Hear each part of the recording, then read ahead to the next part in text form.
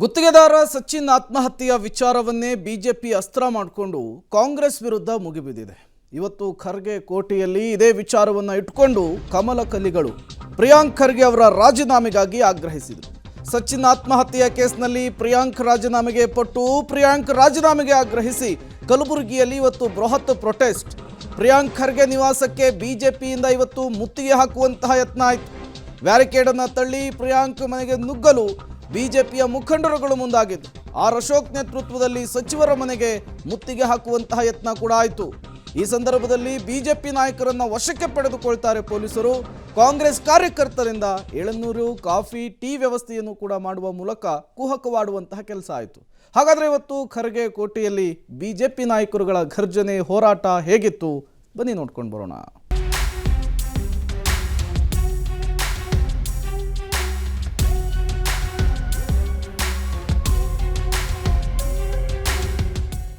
ಸಚಿನ್ ಆತ್ಮಹತ್ಯೆ ಕೇಸ್, ಖರ್ಗೆ ಕೋಟೆಯಲ್ಲಿ ಬಿಜೆಪಿ ಪ್ರತಿಭಟನೆ. ಪ್ರಿಯಾಂಕ್ ರಾಜೀನಾಮೆಗೆ ಆಗ್ರಹಿಸಿ ಬೀದಿಗಿಳಿದ ಕೇಸರಿ ಪಡೆ. ಕಾಂಗ್ರೆಸ್ ಕಾರ್ಯಕರ್ತರಿಂದ ಎಳನೀರು, ಕಾಫಿ, ಟೀ ವ್ಯವಸ್ಥೆ.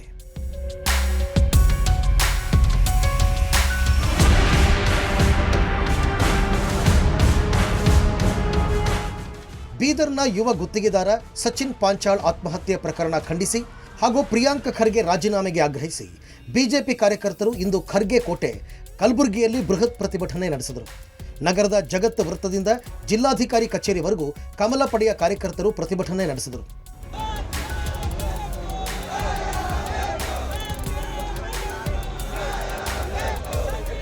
ಪ್ರತಿಭಟನೆಯಲ್ಲಿ ಭಾಗಿಯಾಗಿ ಮಾತನಾಡಿದ ವಿಪಕ್ಷ ನಾಯಕ ಆರ್ ಅಶೋಕ್ ರಾಜ್ಯ ಸರ್ಕಾರದ ವಿರುದ್ಧ ಕಿಡಿಕಾರದರು.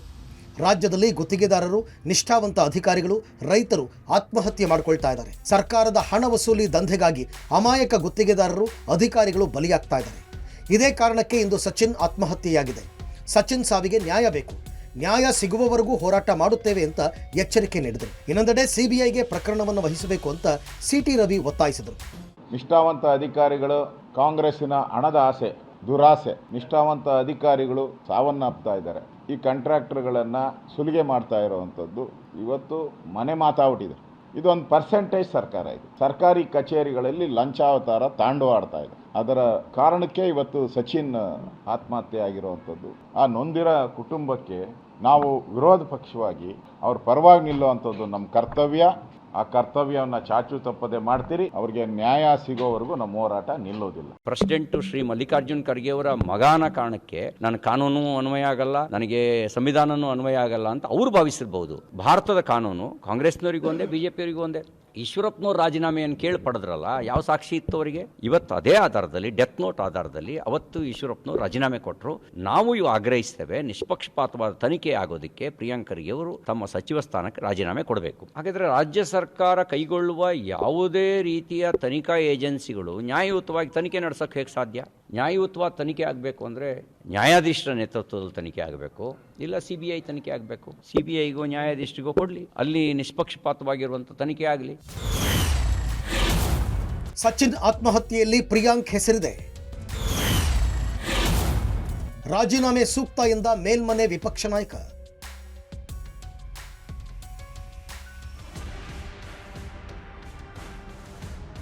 ಇನ್ನು ಸಚಿನ್ ಆತ್ಮಹತ್ಯೆಯ ಡೆತ್ ನೋಟ್ನಲ್ಲಿ ಸಚಿವ ಪ್ರಿಯಾಂಕ್ ಖರ್ಗೆ ಹೆಸರಿದೆ. ಇದೇ ಕಾರಣಕ್ಕೆ ನಾವು ಹೋರಾಟ ಮಾಡ್ತಾ ಇದ್ದೀವಿ. ಈ ಹಿಂದೆ ಡೆತ್ ನೋಟ್ನಲ್ಲಿ ಹೆಸರಿತ್ತು ಅನ್ನೋ ಕಾರಣಕ್ಕಾಗಿ ಈಶ್ವರಪ್ಪ ರಾಜೀನಾಮೆ ನೀಡಿದರು. ಪ್ರಿಯಾಂಕ್ ಕೂಡ ರಾಜೀನಾಮೆ ನೀಡಿ ತನಿಖೆ ಎದುರಿಸಬೇಕು ಅಂತ ಮೇಲ್ಮನೆ ಪ್ರತಿಪಕ್ಷ ನಾಯಕ ಛಲವಾದಿ ನಾರಾಯಣಸ್ವಾಮಿ ಒತ್ತಾಯಿಸಿದರು. ಅವರು ಡೆತ್ ನೋಟಲ್ಲಿ ಇವ್ರ ಹೆಸರಿನಲ್ಲಿ ಪ್ರಸ್ತಾಪ ಆಗಿಲ್ಲ ಅಂದ್ರೆ ನಾವು ಅವ್ರ ಹೆಸರು ಹೇಳೋದು ಸರಿಯಲ್ಲ. ಅಲ್ಲಿ ಪ್ರಸ್ತಾಪ ಆಗಿದೆ. ಸರ್ಕಾರ ಇದನ್ನ ಸಿಬಿಐಗೆ ಕೊಡಬೇಕು, ಇದು ನಮ್ಮ ಉದ್ದೇಶ ಇರೋದು. ಇಲ್ಲ ಅಂತಂದ್ರೆ ಇದು ಸತ್ಯ ಹೊರಗಡೆ ಬರೋದಿಲ್ಲ.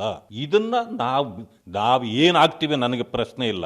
ಜನರಿಗೆ ನಾನು ನ್ಯಾಯ ಕೊಡಿಸ್ಬೇಕು, ಆ ಜನರ ಪರವಾಗಿ ನಾವು ನಿಲ್ಲಬೇಕು, ಅದು ನಮ್ಮ ಉದ್ದೇಶ ಇದೆ. ಭಾರತೀಯ ಜನತಾ ಪಕ್ಷ ಅದನ್ನು ಮಾಡಿಯೇ ತೀರ್ತದೆ. ಮುತ್ತಿಗೆ ಹಾಕಲು ಬಂದವರಿಗೆ ಎಳನೀರು, ನಿಮ್ಮ ನೆಂಟಸ್ತಿಕೆ ಬೇಡವೆಂದ ಸಿಟಿ ರವಿ.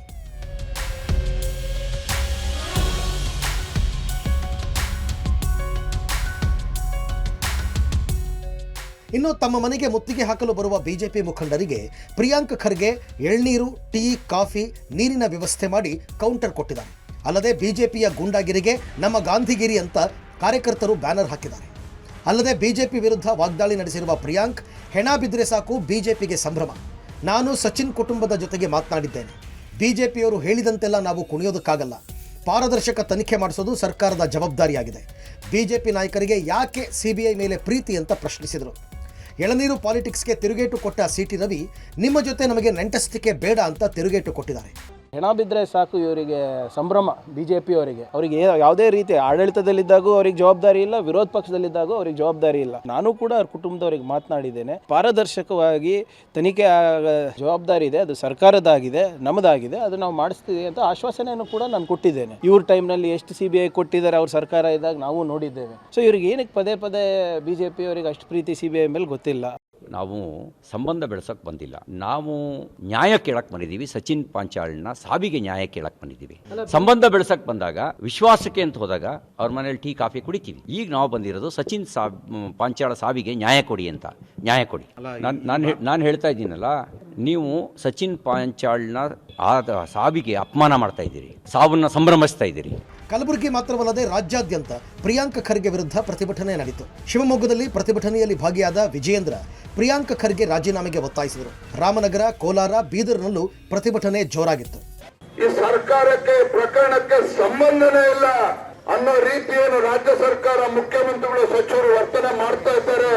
ಇಂಥ ನಾಚಗೆಟ್ಟ ಲಜ್ಜೆಗೆಟ್ಟ ಸರ್ಕಾರ ಹಿಂದೆಂದೂ ಕೂಡ ರಾಜ್ಯದ ಜನ ನೋಡಿರಲಿಲ್ಲ.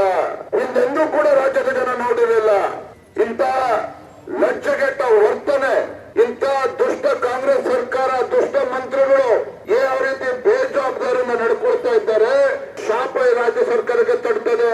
ಯಾವುದೇ ಕಾರಣಕ್ಕೂ ಈ ರಾಜ್ಯ ಸರ್ಕಾರ, ಮಂತ್ರಿಗಳಿಗೆ ಒಳ್ಳೆದಾಗೋದಕ್ಕೆ ಸಾಧ್ಯ ಇಲ್ಲ. ಇನ್ನು ಸಚಿನ್ ಆತ್ಮಹತ್ಯೆಗೆ ಸಂಬಂಧಪಟ್ಟಂತೆ CID ತಂಡ 2ನೇ ದಿನವೂ ತನಿಖೆ ನಡೆಸ್ತಾ ಇದೆ. ಸಚಿನ್ ಮನೆಗೆ ಭೇಟಿ ನೀಡಿ ಕುಟುಂಬಸ್ಥರಿಂದ ಮಾಹಿತಿ ಕಲೆ ಹಾಕಿದೆ. ಆದರೆ ಕೊಲೆ ನಡೆದು 10 ದಿನಗಳಾದರೂ ಕೊಲೆ ಆರೋಪಿಗಳು ಮಾತ್ರ ನಾಪತ್ತೆಯಾಗಿದ್ದಾರೆ. News desk, public TV.